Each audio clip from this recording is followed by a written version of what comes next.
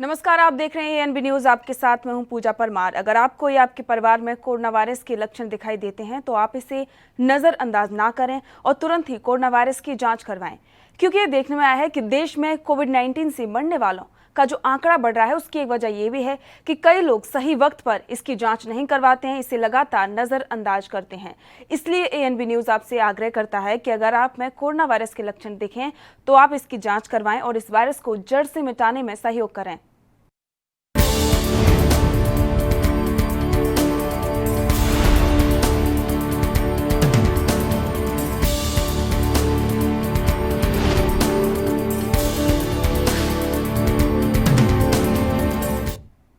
इस वक्त की बड़ी खबर आपको बता देते हैं, यूपी से बड़ी खबर है, जहां पर लखीमपुर खीरी में 13 साल की मासूम के साथ हैवानियत का मामला सामने आया है। शौच के लिए मासूम गई हुई थी, जहां पर कुछ दरिंदों ने उसके साथ गैंगरेप किया। गैंगरेप के बाद हैवानों ने गले में पट्टा डालकर उस बच्ची को घसीटा। पोस्टमार्टम रिपोर्ट में गैंगरेप की पुष्टि हो चुकी है। दरिंदों ने गैंगरेप के बाद नाबालिग की आंखें भी फोड़ी हैं। पुलिस ने 2 आरोपियों को गिरफ्तार किया है और उन पर एनएसए लगाया गया है। उत्तर प्रदेश के लखीमपुर से एक खबर है, जहां पर एक मासूम बच्ची के साथ हैवानियत की सारी हदें कुछ दरिंदों ने पार कर दी।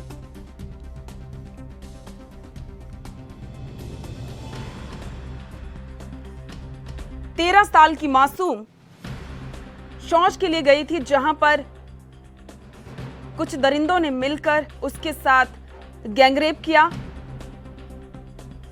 उस बच्ची को गले में पट्टा बांधकर घसीटा। बच्ची की आंखें भी फोड़ दी। उस मासूम की जीभ भी उन हैवानों ने काट दी और उसके बाद उसकी हत्या कर दी। इस मामले में पुलिस ने 2 आरोपियों को गिरफ्तार किया है और उन पर एनएसए लगाया गया है।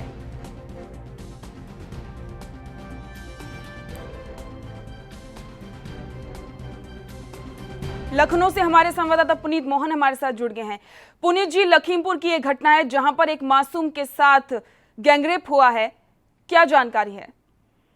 देखिए, लखीमपुर के तरीके से ये 13 साल की लड़की के साथ गैंगरेप हुआ। उसके बाद उसकी हत्या की गई है और हत्या से पहले आंखें निकालने और जुबान काटने की भी बात सामने आ रही है। इस मामले में अभी तक 2 लोगों की गिरफ्तारी हुई है। पुलिस लगातार दबिश दे रही है और सीधे तौर पर कहीं ना कहीं पुलिस का कहना है कि विद इन 24 आवर्स जो भी अपराधी हैं वो पुलिस की गिरफ्त में होंगे। लेकिन जिस तरीके से ये घटनाएं बढ़ रही हैं, लगातार योगी सरकार पर, कानून व्यवस्था पर सवाल उठ रहे हैं। हालांकि ताजा अपडेट ये है कि 2 लोगों को अरेस्ट किया गया है और बाकी लोगों को भी पूछताछ करी जा रही है और सीधे तौर पर कहीं ना कहीं पुलिस का कहना है कि 24 घंटे के अंदर आरोपियों को गिरफ्तार कर लिया जाएगा। जी पुनीत मोहन जी, जिस तरीके से लगातार यूपी में घटनाएं हो रही हैं, तो इस पर आखिरकार सरकार और वहां का प्रशासन क्या कर रहा है? देखिए, सीधे तौर पे अगर हम बात यूपी के प्रशासन की करें तो यहाँ पर जो भी बड़े अपराधी थे और जो चर्चित अपराधी थे उनके ऊपर जरूर शिकंजा कसा है। कुछ एनकाउंटर में मारे गए तो कुछ जेल की हवा खा रहे हैं, लेकिन अपराध थमने का नाम नहीं ले रहा है। जिस तरीके से हमने बुलंदशहर की घटना देखी कि अमेरिका से एक लड़की जो स्कॉलरशिप पाती है, अमेरिका में पढ़ती है और यहाँ पर सौदे छेड़ते हैं, उसके बाद उसकी मृत्यु हो जाती है एक एक्सीडेंट में। उसके बाद हम ये लखीमपुर की घटना देख रहे हैं और ऐसे तमाम रोज मामले यूपी से सामने आते हैं, बलात्कार और हत्या के मामले। हालांकि चौंकाने वाली बात यह रहती है कि सरकार जब अपने साल भर के आंकड़े पेश करती है तो पिछले वर्ष यानी कि जो पिछली सरकारें थी उनसे बेहतर बताती है। रोजाना ऐसे केसेस आ रहे हैं तो किस तरीके से आंकड़ों की बाजी करी जाती है ये आप अच्छे से समझ सकते हैं। कहीं ना कहीं सीधे तौर पर अपराध को छिपाने का काम भी हो रहा है और कहीं ना कहीं कार्रवाई नहीं हो रही है। लोगों के दिल में पुलिस का डर कम हो रहा है, तभी ये इस तरीके के जघन अपराध हो रहे हैं और पुलिस सोशलिंग कम हो रही है, यानी कि लोगों के साथ मिलना जुलना कम है। अगर थाने छोड़ करके, चौकियां छोड़ करके लोगों से मिलना जुलना पुलिस का कम होगा तो इस तरह अपराध बढ़ते जाएंगे। जी पुनीत जी, जिस तरीके से जो सरकार आंकड़े सामने लेकर आती है अपराधों के, या फिर जो प्रशासन जो आप आंकड़े सामने लेकर आता है उनमें कहीं ना कहीं यही बात सामने आती है कि उत्तर प्रदेश में अपराध कम हुए हैं। लेकिन हर दिन जितनी भी घटनाएं सामने आ रही है वो कहीं छोटी मोटी घटनाएं नहीं आ रही हैं, कहीं रेप हो रहा है तो कहीं पर हत्या हो रही है।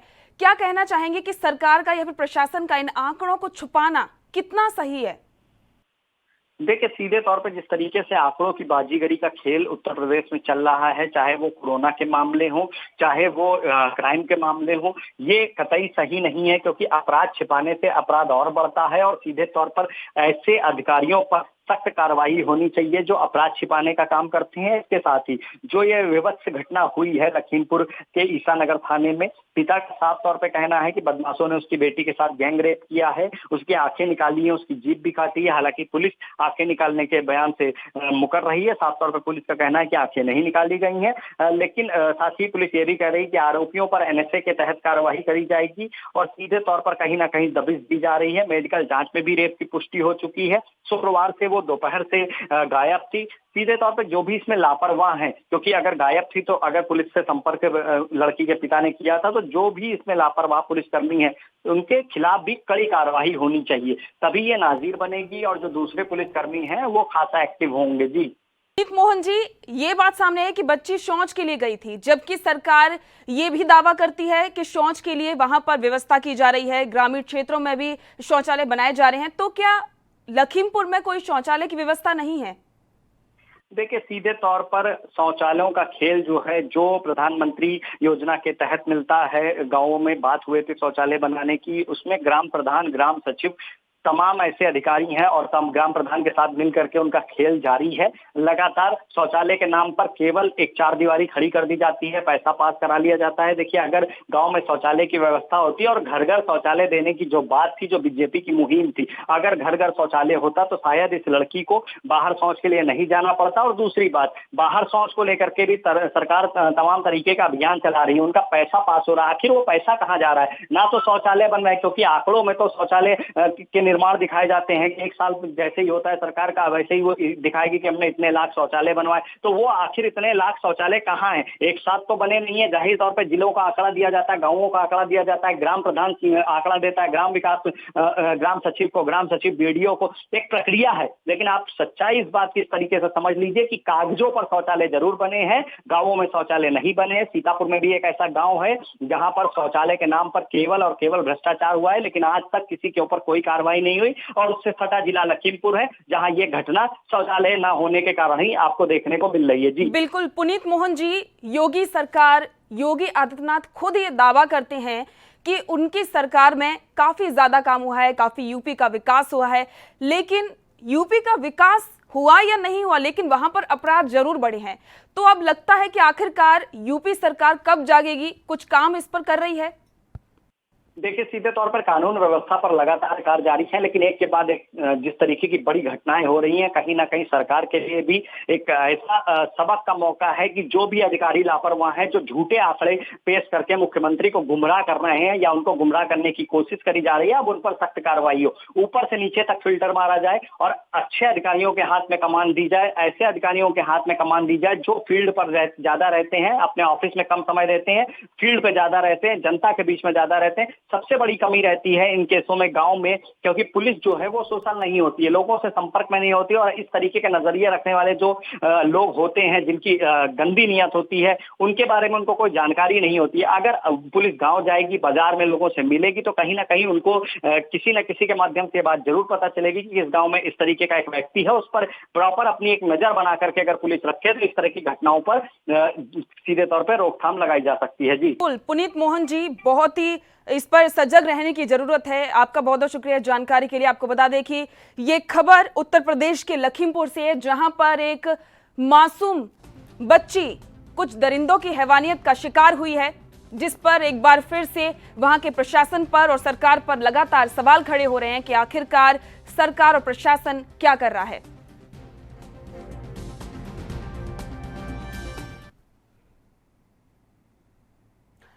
वहीं इस लखीमपुर की घटना को मायावती ने बहुत ही दुखद बताया है। बसपा सुप्रीमो मायावती ने योगी सरकार पर कई सवाल उठाए हैं। ऐसी घटनाओं से सपा और बीजेपी में क्या अंतर रह गया? मायावती ने कानून व्यवस्था को लेकर कई गंभीर सवाल उठाए हैं। लखीमपुर में हुई इस घटना पर बसपा सुप्रीमो मायावती ने कई सवाल उठाए हैं। मायावती ने कानून व्यवस्था को लेकर भी योगी सरकार पर निशाना साधा है और उन्होंने कहा है कि ऐसी घटनाओं से सपा और बीजेपी में क्या अंतर रह गया।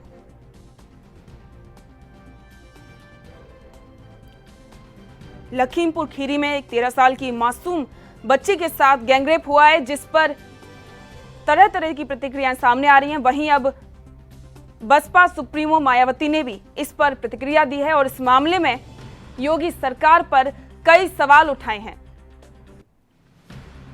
बसपा सुप्रीमो मायावती ने योगी सरकार की कानून व्यवस्था को लेकर भी सवाल उठाए हैं और उन्होंने ये भी कहा है कि ऐसी घटनाओं से सपा और बीजेपी में क्या अंतर रह गया।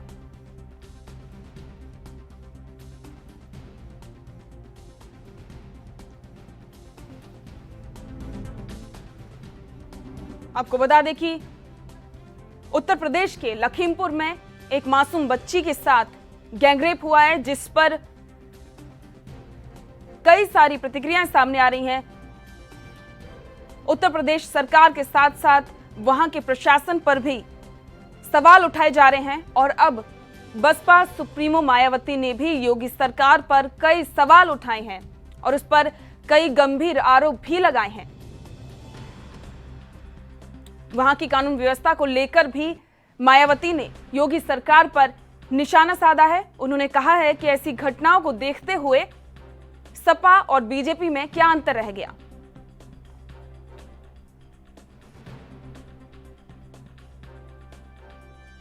उत्तर प्रदेश में जिस तरीके से लगातार घटनाएं सामने आ रही हैं, उसको लेकर अब विपक्षी दल लगातार यूपी सरकार पर निशाना साध रहे हैं।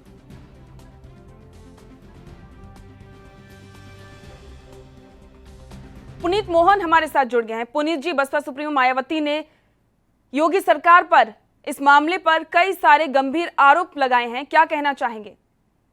देखिए, सीधे तौर पर कहीं ना कहीं मायावती ने यूपी की सरकार पर निशाना साधा है ट्विटर के माध्यम से और एक सवाल खड़ा किया है कि जिस तरीके की ये विवक्ष घटनाएं हो रही हैं, ऐसे में सपा और वर्तमान भाजपा सरकार में फिर क्या अंतर रह गया है। सरकार आजमगढ़ के साथ खीरी के दोषियों के विरुद्ध भी सख्त कार्रवाई करे, ये भी उन्होंने मांग करी है। आजमगढ़ में भी एक ऐसे दलित परिवार का मामला सामने आया था जहां सत्यमेव जयते पप्पू ग्राम प्रधान थे, उनकी नृशंस हत्या कर दी गई थी। लखीमपुर खीरी के मामले में उन्होंने साफ तौर पर लिखा है कि पकरिया गांव में दलित नाबालिग के साथ बलात्कार के बाद फिर उसकी नृशंस हत्या अति दुखद एवं शर्मनाक है। ऐसी घटनाओं से सपा और वर्तमान भाजपा सरकार में क्या अंतर रह गया है और कड़ी कार्रवाई की उन्होंने दोनों घटनाओं के लिए मांग करी है। जी पुनीत जी, आपका बहुत बहुत शुक्रिया इस जानकारी के लिए। आपको बता दें कि योगी सरकार अब लगातार सवालों के घेरे में आ रही है। अब एक बार फिर से बसपा सुप्रीमो ने लखीमपुर खीरी की घटना को लेकर सवाल उठाए हैं।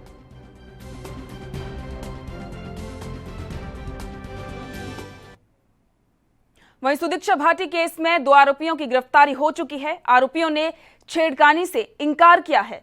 आरोपियों ने ट्रक को हादसे का कारण बताया है। पुलिस पूछताछ में आरोपियों ने ये बातें सामने रखी हैं। सड़क हादसे वाली बुलेट मोटरसाइकिल जब्त की है। पुलिस मामले में आज प्रेस कॉन्फ्रेंस कर सकती है। इस वक्त की ये बड़ी खबर है। सुदीक्षा की 10 अगस्त को सड़क हादसे में मौत हुई थी, जिसके बाद से कई सारे कयास लगाए जा रहे थे और यही बातें सामने आ रही थी कि छेड़खानी की वजह से सुदीक्षा की मौत हुई है।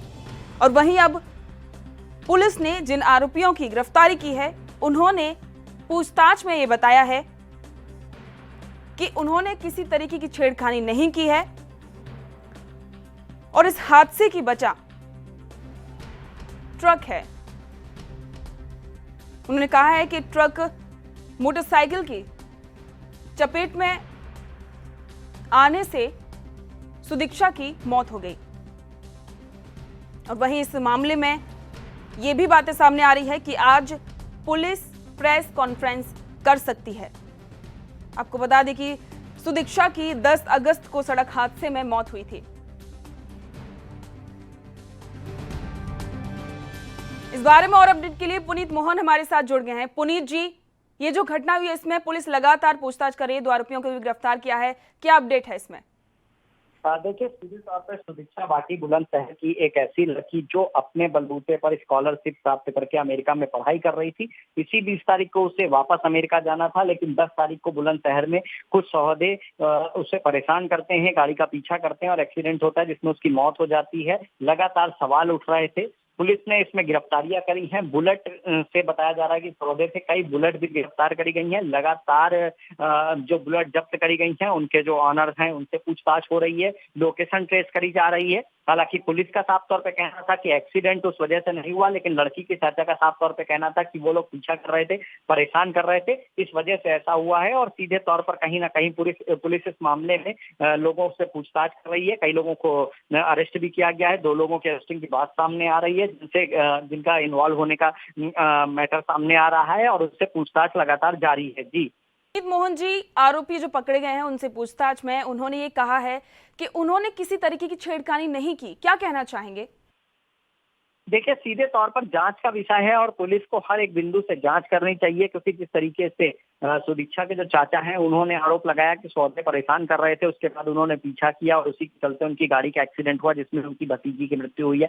तो सीधे तौर पर कहीं ना कहीं पुलिस को हर एंगल से जांच करनी चाहिए और सौदों के खिलाफ कड़ी कार्रवाई करनी चाहिए। कहा गया वो एंटी रोमियो दल जो सरकार ने कहा था कि सरकार बनने के साथ ही एंटी रोमियो दल बनाए जा रहे हैं, कुछ दिन वो काम करता है, उसके बाद ठंडे बस्ते में मामले चले जाते हैं। अगर इस तरीके के छेड़छाड़ के मामले पर पुलिस ध्यान नहीं देगी और इन्हें हल्का समझ करके केवल फौरी तौर पर कहीं ना कहीं कार्रवाई नहीं होगी, तो सीधे तौर पर एक बड़े क्राइम का रूप लेंगे। और ऐसे में अब जरूरत है कि सौदों के खिलाफ सख्त से सख्त कार्रवाई हो और जो भी सुदीक्षा के मैटर में दोषी हैं उनको सजा मिले और जो बेगुनाह है किसी भी बेगुनाह को सजा नहीं होनी चाहिए। जी पुनीत मोहन जी, खुद सुदीक्षा के चाचा ने ये बात कही है कि उसके साथ छेड़खानी हुई है, लेकिन पुलिस कह रही है कि ऐसी कोई भी घटना नहीं हुई। आपको क्या लगता है कि पुलिस आरोपियों को छुपाने की कोशिश कर रही है या फिर बचाने की कोशिश कर रही है?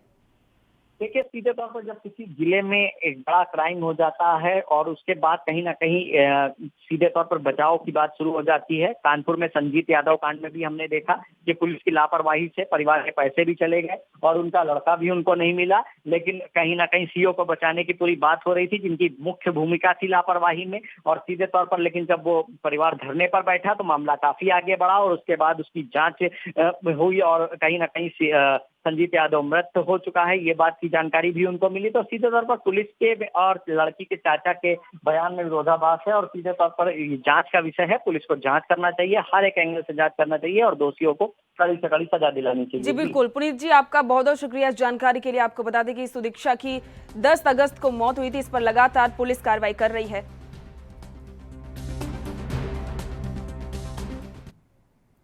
वहीं चीन से तनाव के बीच राहुल गांधी का ट्विटर पर पीएम मोदी पर वार सामने आया है। चीन मुद्दे पर राहुल गांधी ने पीएम मोदी पर निशाना साधा है। उन्होंने कहा है कि पीएम मोदी को छोड़कर हर किसी को सेना पर भरोसा है। पीएम की कायरता ने ही चीन को हमारी जमीन लेने दी, ये बात राहुल गांधी ने कही है। पीएम का झूठ सुनिश्चित करेगा कि जमीन चीन के पास ही रहेगी। चीन के मुद्दे पर पीएम पर लगातार हमला राहुल गांधी करते रहते हैं और एक बार फिर से राहुल गांधी ने ट्वीट के जरिए प्रधानमंत्री नरेंद्र मोदी पर चीन और भारत के तनाव के बीच निशाना साधा है। राहुल गांधी ने कहा है कि पीएम मोदी को छोड़कर हर किसी को सेना पर विश्वास है और इसी के साथ ये भी कहा कि पीएम की कायरता ने ही चीन को हमारी जमीन लेने दी। दिल्ली से राजीव तिवारी हमारे संवाददाता हमारे साथ जुड़ गए हैं। राजीव तिवारी जी, राहुल गांधी ने एक बार फिर से प्रधानमंत्री नरेंद्र मोदी पर निशाना साधा है, क्या कहना चाहेंगे? देखिए, बिल्कुल बता दें, जिस तरीके से राहुल गांधी लगातार विपक्ष की भूमिका निभा रहे हैं और लगातार कहीं ना कहीं किसी न किसी मुद्दे को लेकर प्रधानमंत्री नरेंद्र मोदी को घेरने की कोशिश की जा रही है। तो कहीं ना कहीं ये जरूर है, हर तरीके से विपक्ष अपना काम कर रहा है, मगर कहीं ना कहीं जिस तरीके से चीन के मुद्दे को लेकर बात करें या फिर कोरोना को लेकर बात करें, तो कहीं ना कहीं ये जरूर है कि हर तरीके से राहुल गांधी विपक्ष की भूमिका निभाने के साथ साथ लगातार बीजेपी की सरकार यानी कि मोदी जी को लगातार घेरने की कोशिश कर रहे हैं और लगातार उन पर हमला किया जा रहा है। जी राजीव जी, राहुल गांधी ने ये कहा है कि पीएम मोदी उनको छोड़कर सभी को भारत की सेना पर भरोसा है, जबकि ये बात भी हमने देखी है कि वो प्रधानमंत्री ही हैं जिन्होंने सेना को खुली छूट दी थी। क्या कहना चाहेंगे आप? देखिए, बिल्कुल सही बात है, मगर एक चीज स्पष्ट है इसके अंदर, जितनी भारत की जनता को विश्वास है भारतीय सेना के ऊपर, उतना ही प्रधानमंत्री नरेंद्र मोदी जी को भी विश्वास है। मगर किस तरीके राहुल गांधी ने जिस तरीके से ट्वीट करके के माध्यम से कहा है कि प्रधानमंत्री जी को भारतीय सेना पर विश्वास नहीं है, मगर उसी का माध्यम यही है कि जिस तरीके से चीन की जो सेना है वो लगातार भारत की सेना के ऊपर कब्जा करने की कोशिश कर रही है, या फिर कहे जो बॉर्डर के ऊपर अपना कब्जा करने की कोशिश कर रही है, तो कहीं ना कहीं उसी मुद्दे को लेकर ही राहुल गांधी ने इस तरीके का ट्वीट किया। तो मगर कहीं ना कहीं ये देखना होगा, अगर प्रधानमंत्री को विश्वास नहीं होगा तो जनता को कैसे विश्वास होगा सेना के ऊपर। मगर कहीं ना कहीं ये जरूर है कि जब प्रधानमंत्री को विश्वास है तभी तो जनता को विश्वास है, और इसी को लेकर ही प्रधानमंत्री ने बड़े बड़े कदम उठाए हैं। जैसे चीन के जो कह सकते हैं गैजेटों को बंद किया गया है, ऐप्स को बंद किया गया है, या फिर कह सकते हैं जो 20 जवान जो शहीद हुए थे उनको लेकर ही उन्होंने भारतीय सेना को खुली छूट दी हुई है कि भाई अब चीन के ऊपर करारा जवाब दिया जा सकता है। तो कहीं ना कहीं ये जरूर है कि प्रधानमंत्री जो अपना काम कर रहे हैं और करते रहेंगे, तो कहीं ना कहीं ये जरूर है राहुल गांधी जो विपक्ष की भूमिका निभा कर उनको लगातार हमले कर रहे हैं। विपक्ष अपना काम कर रहा है, सरकार अपना काम कर रही है, मगर कहीं ना कहीं ये जरूर है चीन को एक करारा जवाब जा चुका है, जिसका कह सकते हैं अंदेशा जो सबको था कि हाँ भाई चीन को करारा जवाब देना है, वो जब मैसेज चीन तक जा चुका है। अब चीन की बारी है कि चीन किस तरीके से उसको लेता है, मगर कहीं ना कहीं चीन भी तैयार है और लगातार कोशिश कर रहा है कि भारत के ऊपर कहीं ना कहीं अटैक करने की। तो कहीं ना कहीं भारतीय सेना तैयार है उनका जवाब देने के लिए। जी राजीव जी, जो बीजेपी के नेता हैं वो लगातार यही कहते हैं कि राहुल गांधी हर मुद्दे को भटकाने की कोशिश करते हैं, जनता को भ्रामक करने की कोशिश करते हैं। क्या कहना चाहेंगे? देखिए, ये तो एक राजनीतिक पहलू है, क्योंकि विपक्ष अपना काम करेगा, अगर विपक्ष अपना काम नहीं करेगा तो जनता उनको भूल जाएगी और जनता उनको दोबारा से सत्ता के अंदर मौका नहीं देगी। तो इसी को लेकर ही राहुल गांधी लगातार उनको विपक्ष को कह सकते हैं, विपक्ष अपना काम कर रहा है तो सरकार को घेरने की कोशिश कर रहा है, मगर जो सरकार के जो बड़े नेता हैं वो लगातार अपना काम कर रहे हैं। और यहाँ तक कि जो कहा जा रहा है कि राहुल गांधी बार बार जनता को भगलाने की कोशिश कर रहे हैं या फिर जनता को तो गलत मैसेज दे रहे हैं, वो कहीं ना कहीं एक राजनीतिक पहलू है। राजनीतिक पहलू से हटकर ही देखना होगा कि किस तरीके से सरकार काम कर रही है। जी राजीव जी, आपका बहुत बहुत शुक्रिया इस जानकारी के लिए। आपको बता दें कि राहुल गांधी ने एक बार फिर से प्रधानमंत्री नरेंद्र मोदी पर ट्वीट के जरिए निशाना साधा है। उन्होंने कहा है कि पीएम मोदी को छोड़कर हर किसी को सेना पर भरोसा है।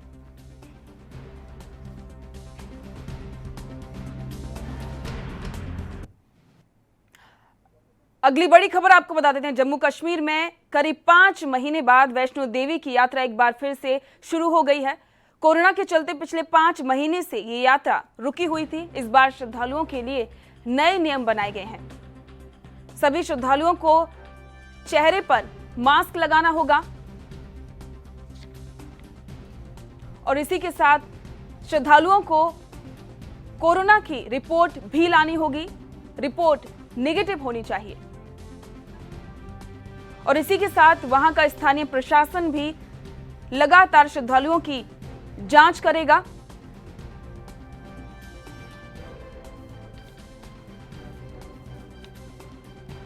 वैष्णो देवी की यात्रा 5 महीने बाद आज से शुरू हो गई है, जिसमें कोरोना वायरस को देखते हुए गाइडलाइंस तैयार की गई हैं, जिनका पालन आने वाले सभी श्रद्धालुओं को करना होगा। जम्मू कश्मीर से हमारे संवाददाता रविंद्र श्रीवास्तव हमारे साथ जुड़ गए हैं। रविंद्र जी, आज जम्मू कश्मीर में जो वैष्णो देवी मंदिर है वहां पर श्रद्धालुओं का आना जाना शुरू हो जाएगा, क्या कहना चाहेंगे? जी बिल्कुल, देखिए जिस तरह से कोरोना के चलते माता वैष्णो देवी की यात्रा को रोका गया था, उसको करीब 4 महीने से ज्यादा का समय हो चुका है और अब श्राइन बोर्ड ने माता वैष्णो देवी की यात्रा को आज से शुरू किया है। तो उसमें 2000 श्रद्धालु जो हैं वो माता वैष्णो देवी के दर्शन कर पाएंगे, जिसमें 100 बाहरी राज्यों से होंगे और जो SOPs हैं उनका पालन जो है वो करना पड़ेगा श्रद्धालुओं को, क्योंकि जिस तरह से कोरोना के चलते लॉकडाउन रहा है, यात्रा बंद रही है, तो कहीं ना कहीं श्रद्धालुओं में खासी मायूसी थी। और अब जिस तरह से यात्रा शुरू हुई है तो माता के भक्तों में उत्साह जो है वो फिर से उमड़ पड़ा है और अब यात्रा जो है वो शुरू हो चुकी है।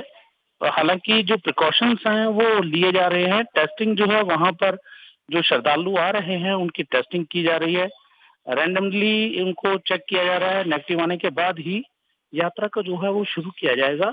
तो अब जो श्रद्धालु हैं वो आना शुरू हो चुके हैं, लेकिन सबसे बड़ी बात ये है कि जो दुकानदार हैं, ये होटल व्यवसाय वाले लोग हैं, वो अभी भी परेशान हैं, क्योंकि यात्रा जो बाहरी श्रद्धालु हैं, जो श्रद्धालु बाहरी राज्यों से आने वाले हैं उनकी संख्या कम है। और हालांकि कटरा में जो है खास करके अगर बात करें तो होटल व्यवसाय और ड्राई फ्रूट्स की दुकानों का बिजनेस है, वो उसमें कमी बाहरी राज्यों से आने वाले श्रद्धालुओं की संख्या बहुत कम है। तो उसकी वजह से जो दुकानदार हैं वो थोड़े मायूस जरूर हैं। जी रविंद्र जी, आपका बहुत बहुत शुक्रिया जानकारी के लिए। आपको बता दें कि वैष्णो देवी माता की यात्रा एक बार फिर से शुरू हो चुकी है, जिसमें कोरोना वायरस को देखते हुए नई गाइडलाइंस बनाई गई हैं।